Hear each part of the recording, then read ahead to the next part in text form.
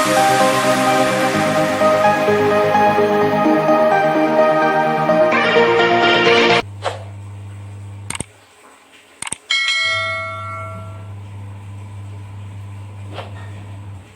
students, this is my second lecture. I start chapter number 2 polynomial, जिसको हिंदी में बोलते हैं बहुपद। इसमें हम पता लगाएंगे कि सम ऑफ जीरोस कैसे फाइंड करते हैं एंड प्रोडक्ट ऑफ जीरोस कैसे फाइंड कर सकते हैं। एक तो बहुत लेंथी मेथड है sum of zeros and product of zeros का फाइंड करने का, बट जब हमें एक मार्क्स में पूछा जाए, किसमें पूछा जाए, एक मार्क्स में, तो हम सम ऑफ जीरोस और प्रोडक्ट ऑफ जीरोस को कैसे फाइंड कर सकते हैं। इट मींस शून्यकों का योगफल और गुणनफल कैसे निकाल सकते हैं। तो सबसे पहले हमें पता होना चाहिए जो सम ऑफ जीरोस है, क्या, sum of zeros. Sum of zeros जो है वो होता है minus B upon A and product of zeros, क्या बेटा, प्रोडक्ट ऑफ जीरोस हमारा होता है सी अपॉन ए। तो ये हमें सबको याद रखना है, सम ऑफ जीरोस क्या होता है minus B upon A and product of zeros क्या होता है सी अपॉन ए। तो हम कैसे फाइंड कर सकते हैं कि सम ऑफ जीरोस कैसे फाइंड कर सकते हैं, प्रोडक्ट ऑफ जीरोस कैसे फाइंड कर सकते हैं। यदि हमको एक पॉलिनोमियल फंक्शन दे रखा है, क्या दे रखा है, पॉलिनोमियल फंक्शन दे रखा है 2x² प्लस का 4x और प्लस का 1, तो इसका प्रोडक्ट ऑफ जीरोस क्या होगा बेटा। तो sum product of zeros and sum of zeros क्या होगा। तो सबसे पहले हम यहाँ a की वैल्यू कितनी है हमारे पास 2, a की वैल्यू इसको बोलते हैं, एंड b की वैल्यू हमारे पास क्या है 4 और c की वैल्यू क्या है हमारे पास 1। तो हमें यहाँ क्या निकालना है, sum of zeros and product of zeros निकालना है।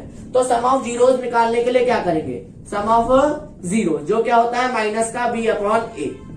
या हमारे पास b की वैल्यू कितनी है 4 है, तो -4 और a का मान कितना है 2, तो सम ऑफ जीरोस कितना आ जाएगा 2 2 4 मतलब -2 आ जाएगा। इस तरीके से हम 1 मार्क्स में क्या कर सकते हैं, सम ऑफ जीरोस को फाइंड कर सकते हैं। एक तो हमारा लेंथी मेथड है जिसमें हम इसको फैक्टर बना के sum of zeros alpha plus beta equal to minus B upon A के बराबर रखते हैं।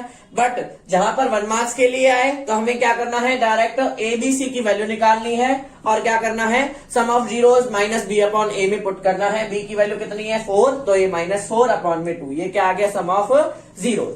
यदि हमसे पूछा जाए प्रोडक्ट ऑफ जीरोस, क्या पूछा जाए, product of zeros, product of zeros क्या होता है सी अपॉन ए। तो यहाँ पर हमारी सी की वैल्यू कितनी है 1 है, कितनी है 1, एंड ए की वैल्यू कितनी है 2, तो यहाँ प्रोडक्ट ऑफ जीरोस क्या हो गया 1/2, जिसको बोलते हैं शून्यकों का गुणनफल। तो बेटा अभी हमने पता लगाया कि सम ऑफ जीरोस कैसे फाइंड करते हैं और प्रोडक्ट ऑफ जीरोस कैसे फाइंड करते हैं। तो सम ऑफ जीरोस को हम बोलते हैं अल्फा प्लस बीटा, क्या बोलते हैं, अल्फा प्लस बीटा।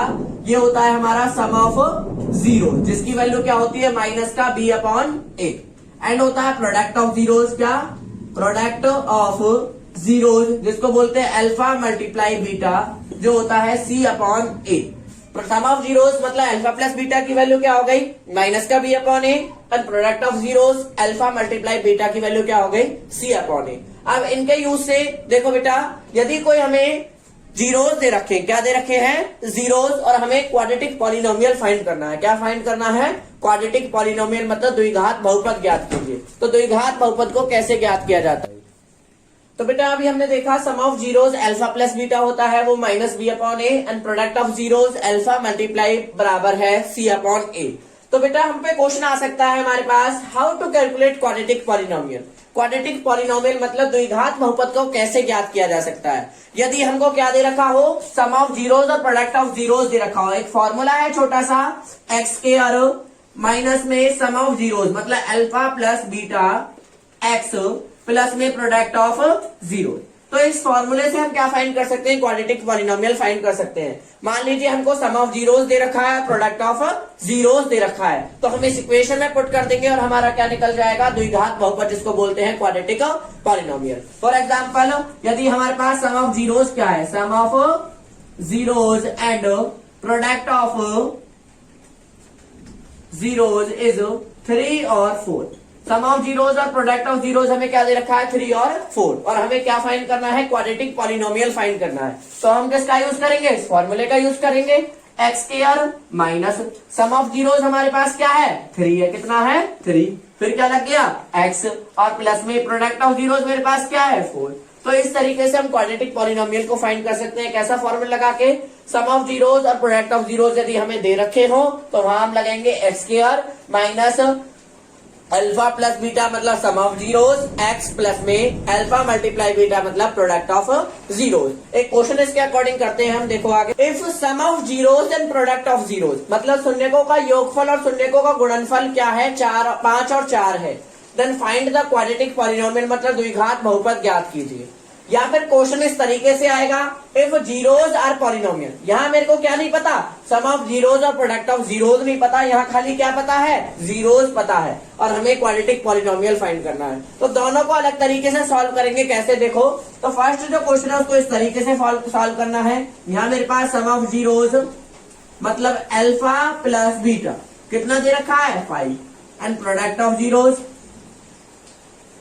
क्या दे रखा है, अल्फा मल्टीप्लाई बीटा क्या दे रखा है, 4। तो मैंने एक फॉर्मूला बताया क्या, x square minus sum of zeros and x और प्लस में product of zero, x square minus sum of zeros कितना है हमारे पास, 5, फिर एक्स और प्रोडक्ट ऑफ जीरोज क्या है, 4।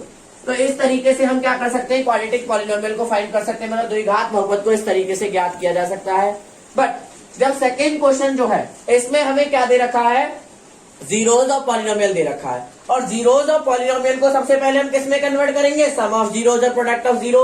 तो सबसे पहले जीरोज हमारे पास क्या है, 3 और 4, तो सबसे पहले निकलेगा सम ऑफ जीरोज, क्या निकलेगा, सम ऑफ जीरोज मतलब शून्यकों का योगफल, क्या निकलेगा, शून्यकों का योगफल, वो क्या होता है, अल्फा प्लस बीटा। तो सम ऑफ जीरोज क्या आ गया, 3 + 4 = 7।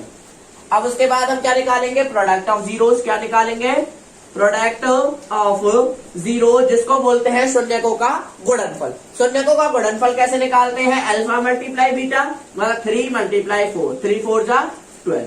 तो अब मेरे पास क्या आ गया, सम ऑफ जीरोज और प्रोडक्ट ऑफ जीरो, मतलब जैसे ऊपर क्वेश्चन था ना सम ऑफ जीरोज और प्रोडक्ट ऑफ जीरो, इस तरीके से मेरे को सम और प्रोडक्ट पता लग गया। अब इसके बाद मैं फॉर्मूला लगाऊंगा, x square minus sum of zeros x plus में प्रोडक्ट ऑफ जीरो। इस तरीके से हम क्वाड्रेटिक पॉलिनोमियल को फाइंड कर सकते हैं। बेटा ध्यान रख लेना, बोर्ड में क्वेश्चन 2 तरीके से आता है, तो पहले क्वेश्चन को पढ़ना है, यदि इस तरीके से दे रखा है तो हमें ये वाले फॉर्म यूज करनी है, और यदि खाली जीरोज दे रखे हैं तो वहां पहले सम ऑफ जीरोज निकलेगा और फिर प्रोडक्ट ऑफ जीरोज निकलेगा।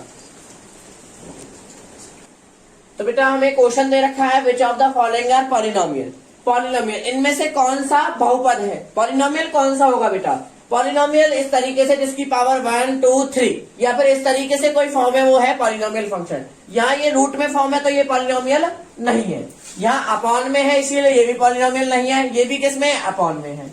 तो ये कैसी है, इसकी डिग्री कितनी है, 3 है, क्या है, डिग्री 3 है। डिग्री क्या होती है बेटा, सबसे पहले तो डिग्री क्या होती है, highest power is called degree. यहाँ डिग्री कितनी है, 3 है। डिग्री जिसकी 1 हो, 2 हो, 3 हो, वो क्या है, पॉलिनोमियल। देखो बेटा यदि किसी की डिग्री 1 होती है, क्या होती है, 1, उसको बोलते हैं लीनियर, क्या बोलते हैं, लीनियर।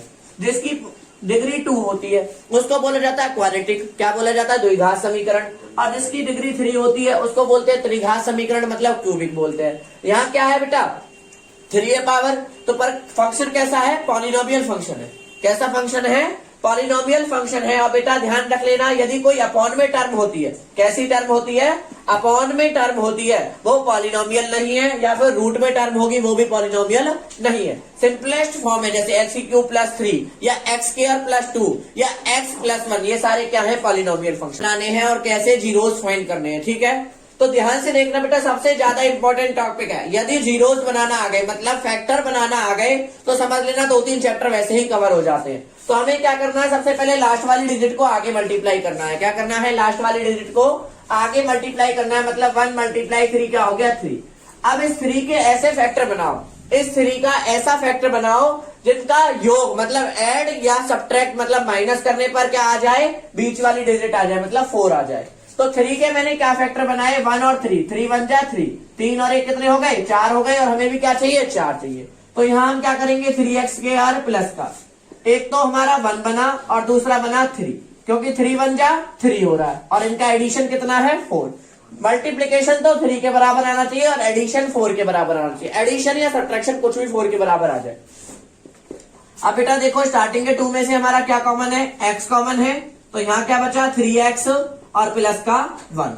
अब इधर क्या कॉमन है बेटा, जब यहाँ कुछ भी कॉमन ना हो वहां क्या ले लो, 1 कॉमन ले लो। क्या कॉमन ले लो, 1, तो यहाँ 3x और प्लस का 1। और एक बात याद रखनी है बेटा, फैक्टर बनाते टाइम ये अंदर की दोनों जो डिजिट हैं ये क्या आएंगी, सेम आएंगी। तो हमारे फैक्टर क्या बन गया, एक तो x+1 बन गया और दूसरा क्या बन गया 3x+1 बन गया। अब इसको हम क्या करेंगे बेटा, x+1 को मैंने 0 के बराबर रखा तो x का मान कितना आ गया -1। और यदि मैं 3x+1 को 0 के बराबर रखता हूं तो यहाँ 3x की वैल्यू कितनी आ जाएगी -1 और x की वैल्यू कितनी आ जाएगी -1/3। इस तरीके से हम क्या कर सकते हैं, जीरोस को कैलकुलेट कर सकते हैं, मतलब शून्य ज्ञात कर सकते हैं। यदि क्वेश्चन आता है पेपर में कि निम्न समीकरण के शून्य ज्ञात कीजिए, find the zeros of the polynomial, इसके हमें जीरोस फाइंड करने हैं। तो कैसे फाइंड करेंगे, लास्ट वाली डिजिट को आगे मल्टीप्लाई करना है और उसका मल्टीप्लीकेशन तो आना चाहिए 3 के बराबर और उनका एडिशन किसके बराबर आना चाहिए, 4 के बराबर, बीच वाली डिजिट के बराबर आना चाहिए। ठीक है, एक और क्वेश्चन लेते हैं, वो देखो जरा बेटा इसी तरीके से।